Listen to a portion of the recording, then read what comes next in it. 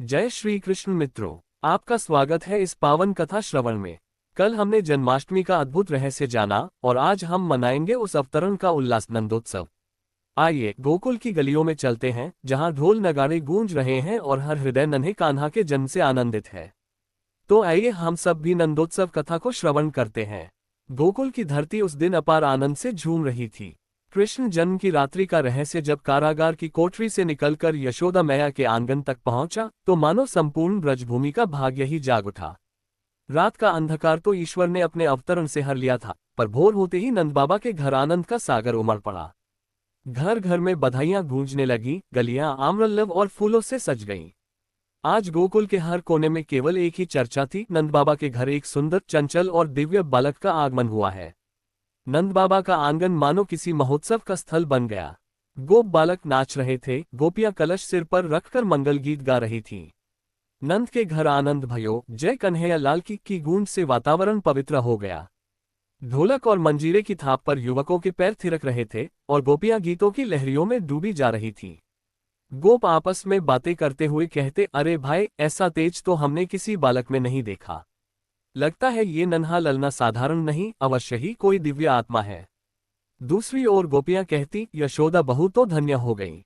इतने दिनों से संतान की प्रतीक्षा कर रही थी और आज स्वयं भगवान उनके घर पधारे हैं। यशोदा मैया अपने नन्हे कान्हा को गोद में लेकर बार बार निहार रही थी। कभी उनके छोटे छोटे चरणों को चूम लेती, कभी गालों पर ममता भरे चुंबन जड़ देती, तो कभी उनकी आंखों में झांक कर खो जाती। वे बार बार कह उठती, ललना, तूने आकर मेरे जीवन को धन्य कर दिया। तेरी मुस्कान ही मेरी पूजा है, तेरी नन्ही हथेलियां ही मेरे लिए सच्चा आभूषण है। कान्हा अपनी कोमल उंगलियां हिलाकर मानो मां को आश्वासन दे रहे थे कि अब उनके जीवन में केवल आनंद ही आनंद रहेगा। इसी बीच गोपियों का झुंड नंद बाबा के घर आ पहुंचा। वे हंसते बोलते कहने लगी, अरे यशोदा, हमें भी अपने ललना की झलक दिखा दो, हम भी उसका मुखचंद्र देख लें। यशोदा संकोच भरे स्वर में बोली, सखियों, धीरे धीरे आओ, अभी तो मेरा ललना बहुत नन्हा है। लेकिन गोपियां कहाँ मानने वाली थीं। वे कृष्ण के दर्शन के लिए व्याकुल थीं। किसी ने उनके छोटे छोटे पैर छुए, किसी ने हथेली पकड़ने की चेष्टा की, तो कोई उनकी हंसी पर ही मोहित हो गई। सब कहने लगी, ये तो निश्चित ही कोई दिव्य रूप है, इसकी आभा साधारण शिशु की नहीं। फिर गोपियां लोरियां गाने लगीं। मधुर स्वर गूंज उठा, सो जा कन्हैया, अंखियां मूंद ले, माखन मिश्री कलश में भरी रे। जैसे ही लोरी कान्हा के कानों तक पहुंची, वे मुस्कराने लगे और अपने पैरों को हिलाने लगे। गोपियां ठहाका मारकर हंस पड़ी। ढोलक की थाप पर उन्होंने नृत्य भी किया, उनकी पायल की टन टन और चूड़ियों की झनकार से पूरा आंगन गूंज उठा। नंद बाबा ने भी इस दिन को यादगार बनाने के लिए बड़े स्तर पर उत्सव का आयोजन किया। ब्राह्मणों को बुलाकर यज्ञ करवाया, दान दक्षिणा दी, गायें बांटी, अन्न वस्त्र का वितरण किया और गरीबों को भोजन कराया। वे जोर से बोले, आज मेरा हृदय आनंद से भर गया है। यह उत्सव केवल मेरे घर का नहीं, पूरे गोकुल का है। इस खुशी में सबको शामिल होना चाहिए। इसके बाद गांव में दही हांडी का उत्सव आरंभ हुआ। ऊंचे बांस पर माखन, दही और मिश्री से भरा मटका लटकाया गया। गोप बालक दौड़कर पिरामिड बनाने लगे। कोई दूसरे के कंधे पर चढ़ा, कोई सहारा देने लगा।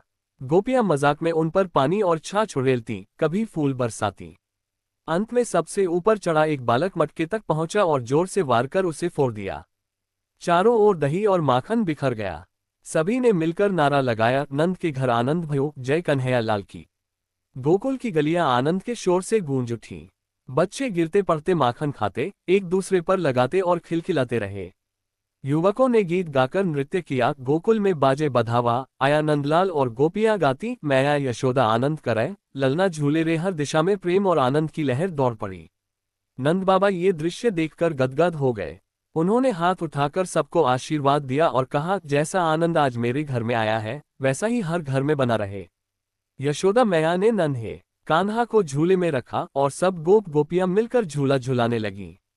बालकृष्ण मुस्कराते रहे, मानो वह स्वयं सबके जीवन में प्रेम और सुख बांट रहे हों।